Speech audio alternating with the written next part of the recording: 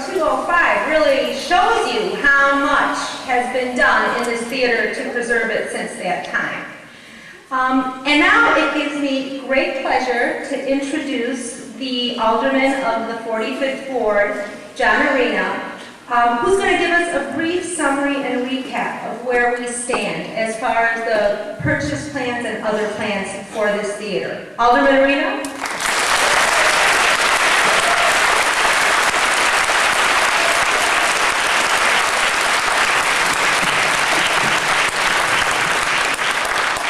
Thank you very much. Thank you, Anna. Thank you all for being here tonight. This is amazing. I don't know how many of you know my history in this area. I've been here for 16 years now. My 16-year-old son is in the audience, and he's been raised in this neighborhood.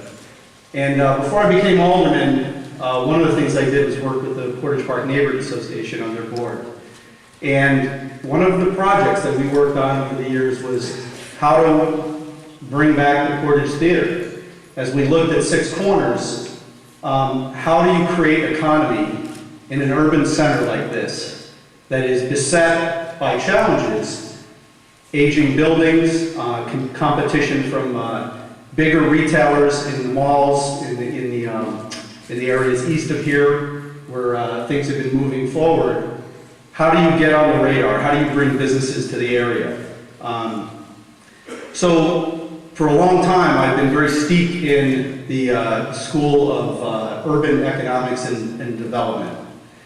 And what I learned in that was it's not about parking, it's not about, tear this down or put a big block store in here. The way you revitalize an area is you give people a reason to come. That's the first and foremost thing in urban development. Give them a reason to choose this area over another. And Anna talked to it, and you saw on the video that an entity such as a theater like the Portage, the history here, young history that I have with it, but the history that goes back decades and generations, having it, from people who have lived here all their lives or grown up here, from a little kid seeing, dime movies all the way up to its current iteration. So in 2005, when Dennis and Linda and Dave Dietzick and his partners came on the scene to invest hundreds of thousands of dollars in this very big gamble in terms of a single screen theater at a time when multiplexes ruled the world, was a godsend. Thank you. So we supported that. We supported it back then, continued to support it over the years. And the community came out. Slowly but surely, the events that we saw here from the opening day when we saw Charlie Chaplin, silent film, Dennis playing the organ, my son asking me, how did they do those effects of driving a train car off of a rail? And they say they had one take. That was it. No special effects back then. But for a 7-year-old kid to see that and get to experience it, and the literally tens of thousands that have come through this venue to see concerts, parties that have been hosted here, silent film, current film releases like we're going to see later this week and we've seen over the years, really is the core of what we're trying to do here. What's going to make Six Corners an economic engine again. So there's been $25 million or more invested in this area in general. We have built, that money was not invested just because. It was invested because we had a kind of a nucleus to build on. We had a venue that was going to attract people and hold them, and then they would go out and spend dollars at restaurants and local businesses. So that's the reason why when the church came to me, Chicago Tabernacle, and said they wanted to become part of our community, I met with them. We talked about the pros of them coming to the area. They're a large congregation looking for a unique venue like this to use for their purposes, and we welcomed them. But when they asked me to make a decision as to whether that would be the use we want to see going forward, and I compared it against the data that's out there, the input from the local community, from the business community, Six Corners community, And I wrote a letter denying that use. So that was back in September.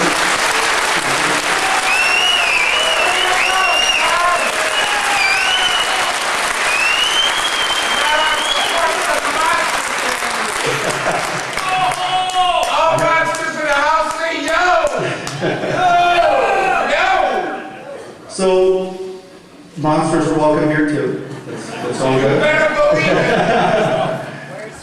We have a very vocal supporter there. That's great.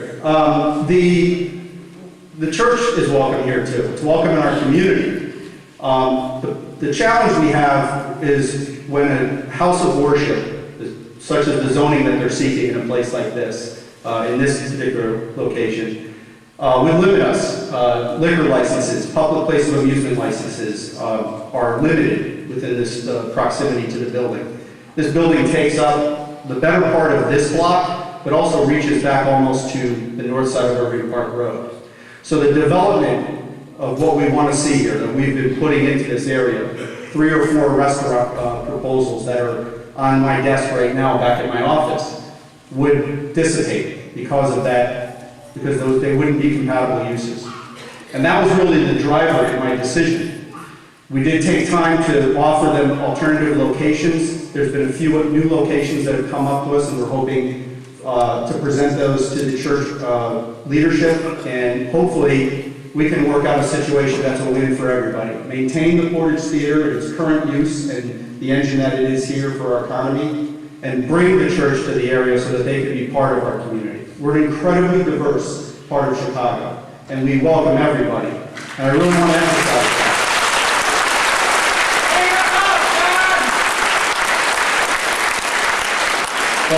But like any good neighbor, right, we all have a responsibility to fit in and work together and cherish our similarities and overlook our differences where they are, but all work together for a common goal. So where we stand right now, I want to take a quick second to thank OIPA, Old Irving Park Association, the leadership of the Portage Park Neighborhood Association, the Six Corners Association, that have all invested a lot of time and effort in making this event work so well and bring all of you out here tonight. They've done a great job. What you're doing here tonight is important. We need to send a message to the Zoning Board of Appeals, that's the body that has been petitioned to consider the special use, that this is the use we want to maintain here. And we would like to see this continue, that this would help our area, not just for our own benefit, but for the city of Chicago. The revenue that's going to be generated by the investment that's in this building, that's been put into the area around here, will be part of the renaissance in Chicago from a financial standpoint. We can bring this area back and have it participate in the recovery of Chicago from this recession. But we need this use to remain as it is today and improve going forward.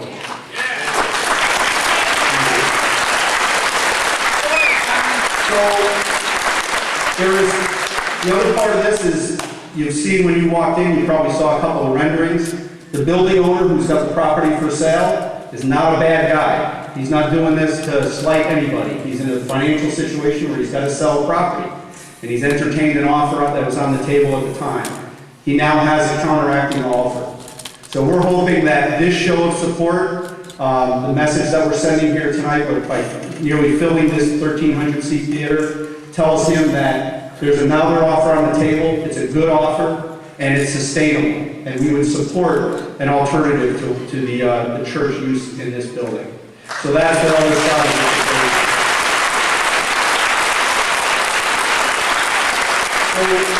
So what you can do besides being here tonight is, when you came in, make sure that you sign in, that you go to somebody by the table with computers, get your name on the email list, pick up one of the letters that are out there addressed to Jonathan Swain and the ZBA. Write your personal note on it if you want to, but it's got kind of the message that we're trying to send to them. Make sure your voice is added to that, so collectively we can send a really broad message. And then when you leave here tonight, talk to your friends. Go to savetheportage.org. Tell people that they can act the same way. And collectively, we're going to be able to win the day when this does come up in front of the ZBA. We don't have a date yet, but the soonest it can come up is April 20th of this coming month, and we're operating under the premise that that is when it's going to be heard. So keep in touch through Facebook, through the website that I just mentioned, and with your support we can win this. I also want to close with saying thank you to my colleague Tim Cullerton, who's here tonight.